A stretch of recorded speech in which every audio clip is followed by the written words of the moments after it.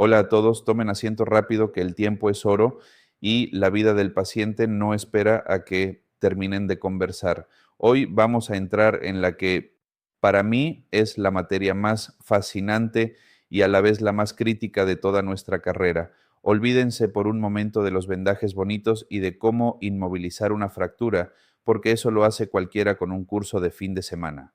Hoy vamos a hablar de lo que realmente pasa dentro del cuerpo cuando ustedes deciden ponerle una mascarilla de oxígeno a un paciente. Vamos a hablar de la fisiología profunda, de por qué respiramos y, sobre todo, por qué dejamos de hacerlo. Verán, en mis 20 años subiéndome a ambulancias desde el norte de Quito hasta el suburbio de Guayaquil, he visto demasiados tecnólogos que actúan como robots. Llegan, ven que el paciente respira raro, le chantan el oxígeno a 15 litros y salen corriendo al hospital. A veces eso funciona, claro, pero muchas veces, especialmente aquí en nuestra geografía tan compleja, eso no basta. Ustedes no están aquí para ser mecánicos de cuerpos humanos, están aquí para ser ingenieros de la fisiología. El contenido de hoy es el intercambio y transporte de gases, y quiero que lo entiendan no como una fórmula en un pizarrón, sino como una cascada termodinámica brutal que ocurre 1000 veces por segundo mientras me escuchan. Empecemos ubicándonos en el mapa. Ustedes saben que trabajar en el EQ 911 de Quito no es lo mismo que trabajar en la playa. La atmósfera nos juega sucio. Aquí, a 2800 metros, la presión barométrica no es de 760 milímetros de mercurio, como dicen los libros gringos. Aquí estamos por los 540. ¿Qué significa eso? Que aunque el porcentaje de oxígeno sigue siendo el 21%, la presión parcial, esa fuerza que empuja el gas hacia la sangre, es bajísima. Es como tratar de meter gente en el trole a las 10 de la mañana comparado con la hora pico. Hay espacio, pero no hay empuje. La ley de Dalton nos dice que la presión total es la suma de las partes. Cuando ustedes respiran ese aire frío de la mañana quiteña, al entrar a la nariz se calienta y se humidifica. El vapor de agua nos roba espacio, nos roba presión, y cuando llega al alvéolo se encuentra con el dióxido de carbono que está saliendo. Resultado, la presión de oxígeno disponible para cruzar a la sangre aquí en la sierra es poca, es un margen de error mínimo. Por eso, cualquier cosita, una neumonía leve, un golpe en el tórax jugando fútbol, descompensa a nuestra gente mucho más rápido que a un paciente al nivel del mar. Ahora, imaginen el alvéolo. Quiero que visualicen esos millones de saquitos de aire como si fueran uvas microscópicas rodeadas de una red de capilares. Aquí es donde entra la famosa ley de Fick. Esta ley es la reina de la difusión y nos dice que la velocidad con la que el gas cruza esa barrera depende de qué tan grande es la superficie y qué tan delgada es la pared. Piensen en la membrana alvéolo capilar como una hoja de papel de seda. El oxígeno pasa facilito. Pero, ¿qué pasa si tengo un paciente con edema agudo de pulmón? Imaginen a ese señor hipertenso que no se tomó la pastilla, comió hornado con harta sal y ahora se está ahogando en sus propios fluidos. Ese líquido se mete en el intersticio, engrosa la pared. La hoja de papel de seda se convierte en una pared de ladrillo. El oxígeno, pobrecito, intenta cruzar, pero la pared es muy gruesa. Eso es la T en la ecuación de Fick, el grosor. Y como el oxígeno es medio vago, le cuesta muchísimo pasar. Ahí viene lo interesante. El CO2, el dióxido de carbono, es 20 veces más soluble que el oxígeno. Es como ese pana que se mete en todas las fiestas sin invitación. Aunque la pared esté gruesa por el edema, el CO2 logra salir. Por eso, al principio de un edema pulmonar, van a ver al paciente hipoxémico, azul, desesperado, pero si le hacen una gasometría, el CO2 estará normal o incluso bajo porque está hiperventilando. Solo cuando el paciente ya no puede más, cuando se agotan los músculos, el dióxido de carbono empieza a subir. Si ustedes ven a un paciente con dificultad respiratoria y el dióxido de carbono ya está alto, corran porque ese paciente está a minutos de pararse. El otro factor de Fick es el área. Piensen en un paciente con enfisema, esos abuelitos que cocinaron con leña toda la vida en el campo o fumaron como chimeneas. Sus alvéolos se han roto, ya no son racimos de uvas, son como bolsas grandes y fofas. Han perdido superficie de intercambio. Tienen aire, sí, pero no tienen pared donde hacer el cambio. Es como querer vender entradas para el estadio, pero tener solo una ventanilla abierta. Se hace cuello de botella, pero no basta con que el gas pase la pared. Necesitamos que haya sangre del otro lado para recogerlo. Aquí entra el concepto más vital para entender la hipoxia, la relación ventilación-perfusión o P/Q. El pulmón no es homogéneo. Por gravedad, la sangre pesa y se va a las bases.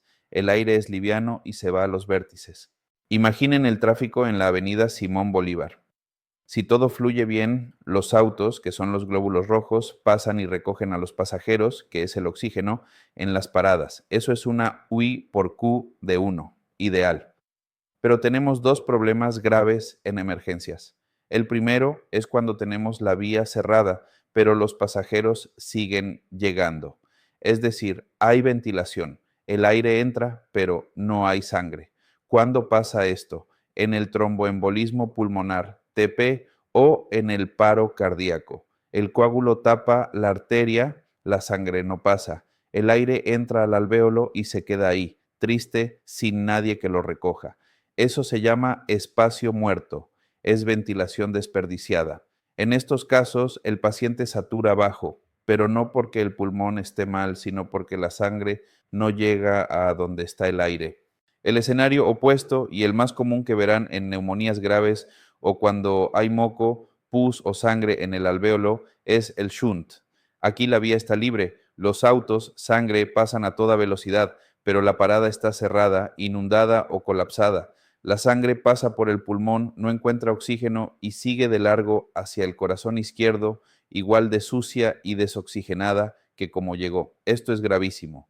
¿Saben por qué? Porque si yo tengo un shunt verdadero, por más que le ponga al paciente una máscara con reservorio al 100% de oxígeno, si el aire no entra al alveolo porque está lleno de pus, esa sangre no se va a oxigenar. Es lo que llamamos hipoxemia refractaria. Aquí es donde ustedes tienen que pensar, chuta, este paciente no mejora con oxígeno, necesito presión positiva, necesito un CPAP para abrir esos alvéolos a la fuerza. Esa es la diferencia entre un técnico que solo abre la perilla del tanque y un profesional que entiende la fisiología.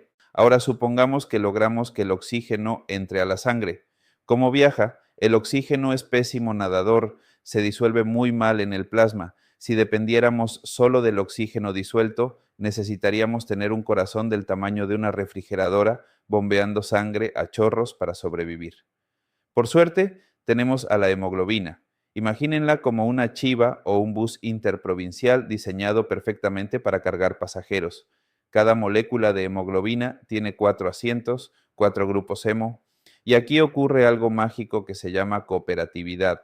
Cuando la chiva está vacía, es difícil convencer al primer pasajero de que se suba. Es una molécula tensa, pero apenas se sube la primera molécula de oxígeno, la estructura de la hemoglobina cambia, se relaja y se vuelve mucho más fácil que se suban la segunda, la tercera y la cuarta. Es como cuando en la buseta el controlador grita, siga, siga que al fondo hay sitio, y de repente todos entran. Esta afinidad no es fija y esto es crucial para nosotros en Ecuador. La hemoglobina es inteligente. En los pulmones, donde hay mucho oxígeno, la hemoglobina se vuelve pegajosa, atrapa el oxígeno con fuerza, pero cuando llega a los tejidos, al músculo que está corriendo o al cerebro que está pensando, necesita soltarlo. ¿Qué hace que la hemoglobina suelte al oxígeno? La acidez, el calor y el CO2 es el efecto Bohr. Si el tejido está trabajando, produce ácido y CO2 y eso le dice a la hemoglobina, oye, suelta la carga aquí que la necesitamos. Hay un tercer actor en esta historia, un guardaespaldas molecular llamado 2,3-DPG. Este compuesto es el secreto de por qué los serranos aguantamos mejor la altura que los costeños cuando recién suben. La hipoxia crónica hace que produzcamos más 2,3-DPG. Este compuesto se mete dentro de la hemoglobina y le baja la afinidad por el oxígeno. Ustedes dirán, profe, ¿pero no queremos que tenga más afinidad para captar más? Pues no, de nada sirve captar todo el oxígeno en el pulmón si la hemoglobina es tacaña y no lo suelta en el tejido. El 2,3-DPG asegura que la descarga en las células sea eficiente. Por eso, la gente de la sierra tiene esa curva de disociación desviada a la derecha. Pero ojo, esto tiene un lado oscuro. El monóxido de carbono, ese gas maldito que sale de los calefones mal instalados dentro del baño, algo típico en las casas viejas de Quito o en los incendios estructurales. El monóxido es un traicionero. Tiene 200 veces más afinidad por la hemoglobina que el oxígeno, se sube a la chiva, ocupa los 4 asientos, le pone seguro a la puerta y bota la llave. Y lo peor es que el oxímetro de pulso, ese aparatito que ustedes aman, es daltónico. No distingue entre oxihemoglobina y carboxihemoglobina. Ustedes ven el monitor y dice saturación 98% y el paciente se está muriendo, rojo cereza, asfixiado a nivel celular. Si no entienden fisiología, se confían del número y el paciente se les muere. Si entienden transporte de gases, saben que la clínica manda y que ese paciente necesita oxígeno al 100% hiperbárico, si es posible, para desplazar al intruso. Vamos terminando con el viaje de regreso. Las células usan el oxígeno, producen energía y generan basura, el dióxido de carbono. ¿Cómo nos deshacemos de él? El dióxido de carbono es mucho más versátil. Una partecita viaja disuelta, otra parte viaja pegada a la hemoglobina, pero en otro asiento, no en el del hierro, sino en la parte proteica, y la gran mayoría, el 70%, viaja transformado. Aquí ocurre el truco de magia bioquímica más increíble, el fenómeno de Hamburger. El dióxido de carbono entra al glóbulo rojo y, gracias a una enzima que se llama anhidrasa carbónica, se mezcla con agua y se convierte en ácido carbónico, que luego se rompe en un protón y en bicarbonato. El bicarbonato es bueno, es una base, nos ayuda a controlar el pH, pero si se acumula mucho bicarbonato dentro del glóbulo rojo, la cosa se pone fea eléctricamente. Entonces el glóbulo rojo hace un trueque, saca el bicarbonato hacia el plasma para que viaje tranquilo y para compensar la carga eléctrica negativa que perdió, mete un ion de cloruro. Ese es el desplazamiento de cloruro o efecto Hamburger. Gracias a esto podemos transportar enormes cantidades de CO2 desde los tejidos hasta los pulmones sin que la sangre se vuelva un ácido corrosivo. Cuando la sangre llega al pulmón ocurre todo al revés. El cloruro sale, el bicarbonato entra, se vuelve a convertir en dióxido de carbono y ¡fua! Lo exhalamos. Es un sistema perfecto de reciclaje y transporte.